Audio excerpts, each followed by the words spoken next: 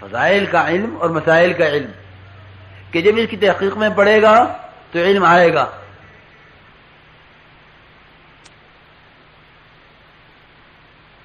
علم فضائل کا اور مسائل کا، اس کی تحقیق،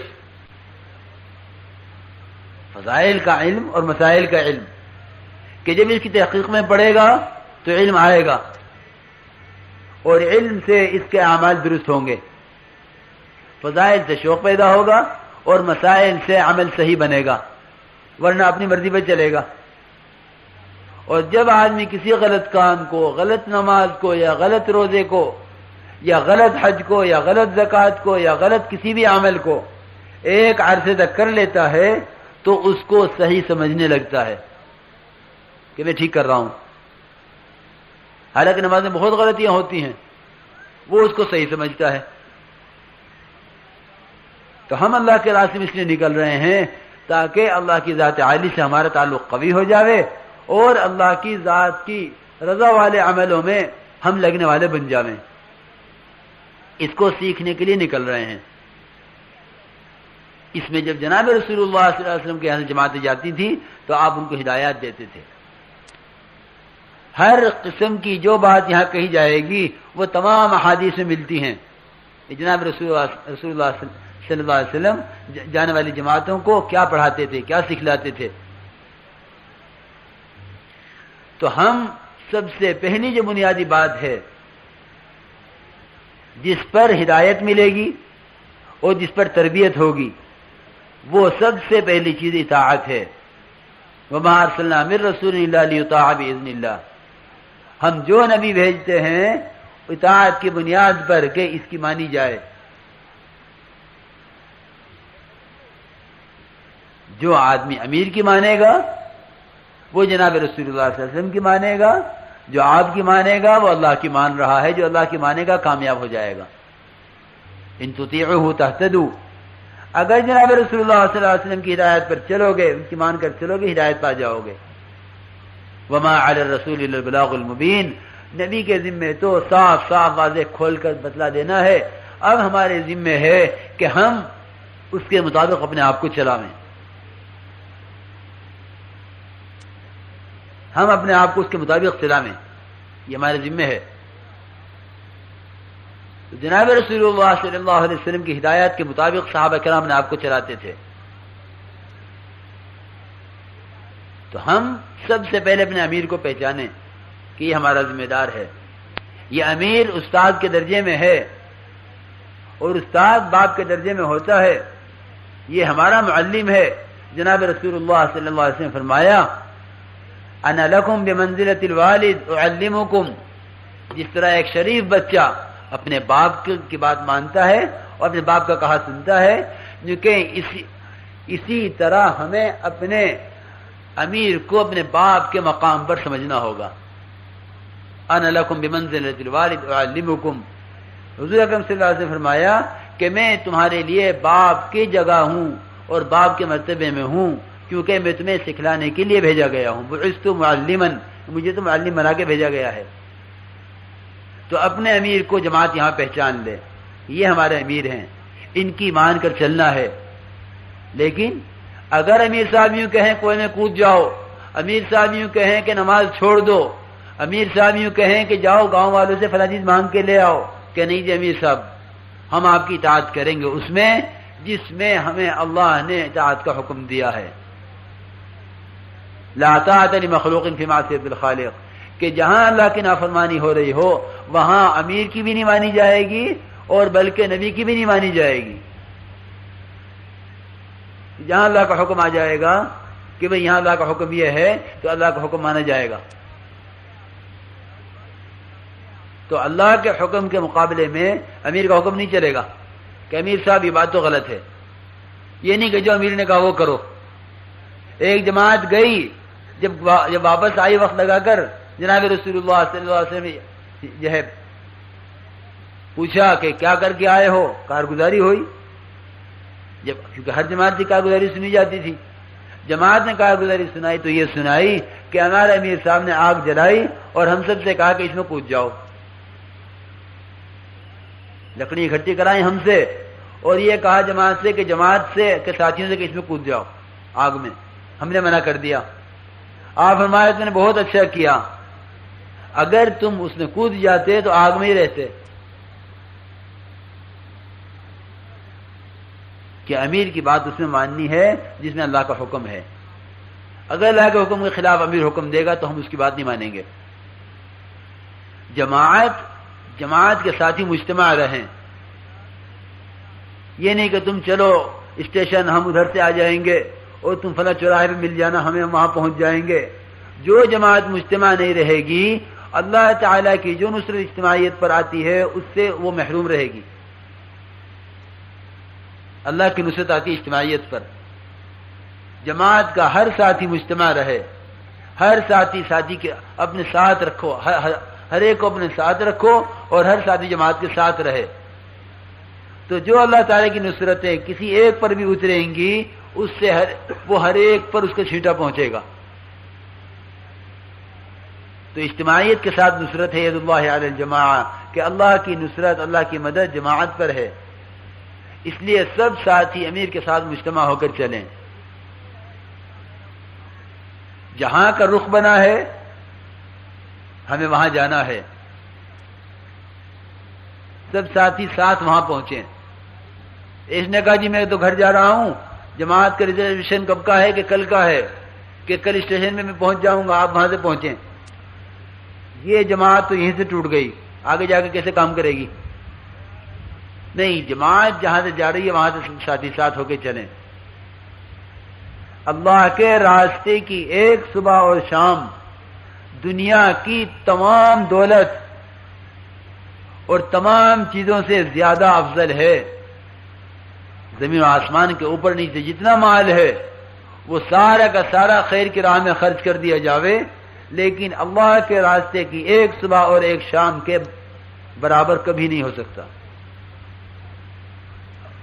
اور میں اس سے آگے کی عرض کر دوں، مولانا یوسف انصاری فرماتے تھے کہ دنیا کی چیزوں سے بہتر نہیں بلکہ تمام اعمال صالحہ سے اس کے قیام کی نماز، اس کے اپنے مقام کا روزہ، اس کے اپنے گھر کی اور اپنے محلے کی مسجد کی نماز، اس کے سارے اعمال جتنے بھی ہیں دنیا اور دنیا میں جو کچھ ہے، یعنی سارا مال اور اسباب اور سارے اعمال صالحہ، ان سب سے بہتر اللہ کے راستے کی ایک صبح اور ایک شام ہے۔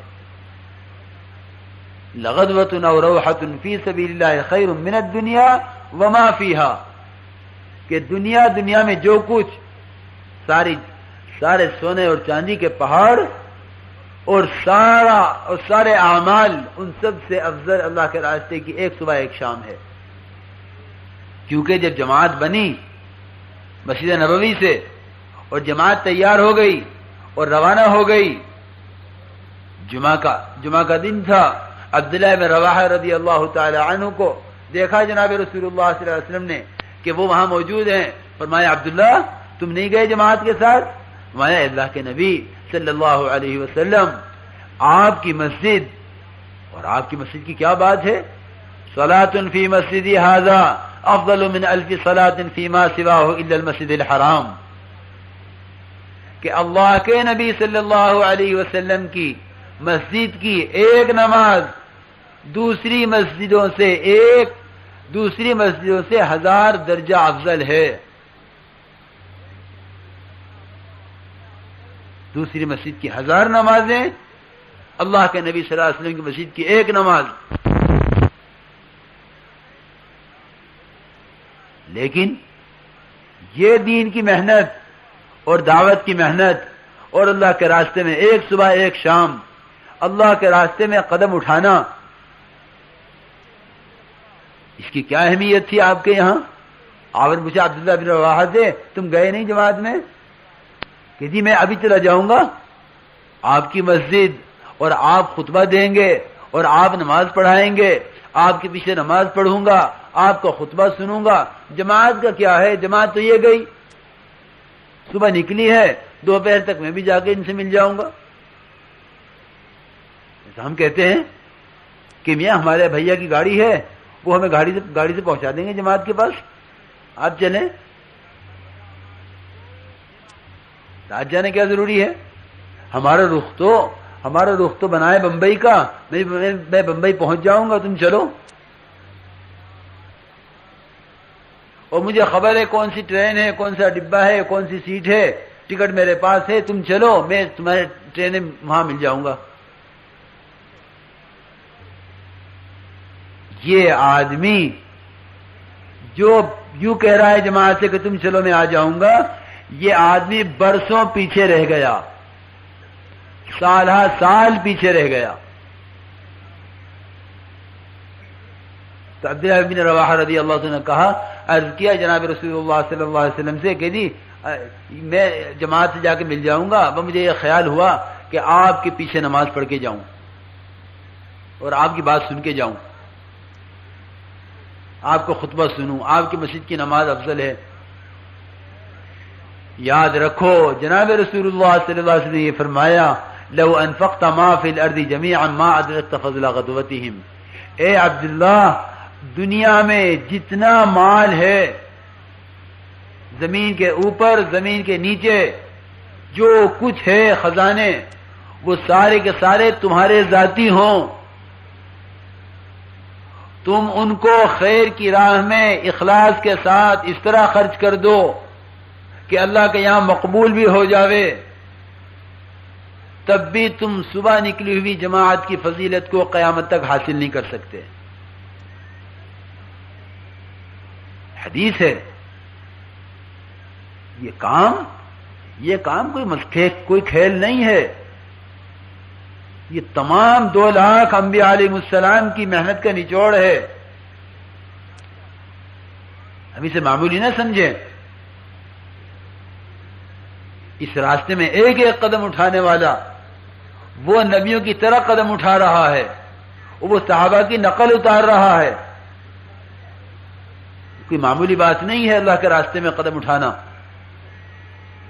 تو یہ عرض کیا کہ جی میں جا کے جماعت سے مل جاؤں گا، فرمایا اگر ساری دنیا کا مال بھی تم خیر کی راہ میں خرچ کر دو گے تب بھی تم ایک اس جماعت کی فضیلت کو حاصل نہیں کرتے۔ جو گئی تو گئی، چاہے چلے بھر ساتھ رہیں گے، 4 مہینے ساتھ رہیں گے، لیکن جو کھو دیا وہ کھو گیا، جو کھو دیا وہ کھو گیا، وہ نہیں ملے گا۔ ہم تو بہت معمولی سمجھتے ہیں اس کو کہ جماعت کے ساتھ جانا ہے، وہاں کا رخ بنا ہے، پہنچ جائیں گے بعد میں، کیا بات ہے؟ بہت پیچھے رہ گیا وہ جو جماعت کے ساتھ نہیں گیا۔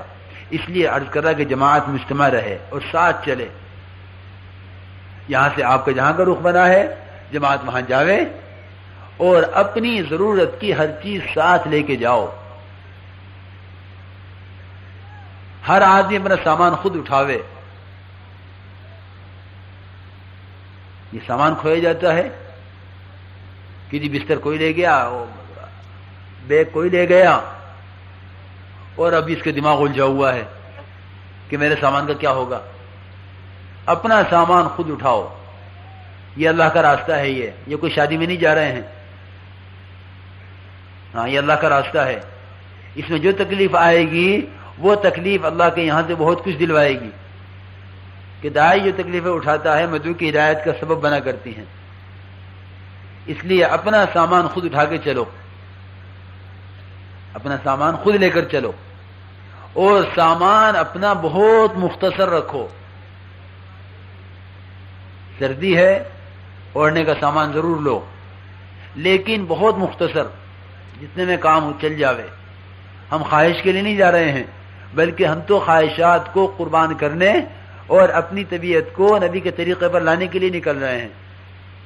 تو یہ دیکھو جناب رسول اللہ صلی اللہ علیہ وسلم کی زندگی کیا تھی، آپ کے گھر میں کتنا سامان تھا، آپ کا گزارا کتنے پر تھا، آپ کا کھانا کیا تھا، اسے سوچو۔ ہم اپنے آپ کو بدلنے کے لیے نکل رہے ہیں۔ اگر ہم کہتے ہیں کہ ہم شیدائی ہیں اور ہمیں آپ سے محبت ہے، تو محبت کا تو تقاضا یہ ہوتا ہے کہ جو کرتا دوست بناوے گا وہ میں بناؤں گا، جیسی کار میرا دوست خریدے گا ایسی خریدوں گا۔ ہاں یہ تو بہت ہوتا ہے کہ میاں جو میرا دوست کرے گا میں وہ کروں گا، لیکن ایسی کیا محبت کہ سر سے لے کر پیر تک دیکھو تو جناب رسول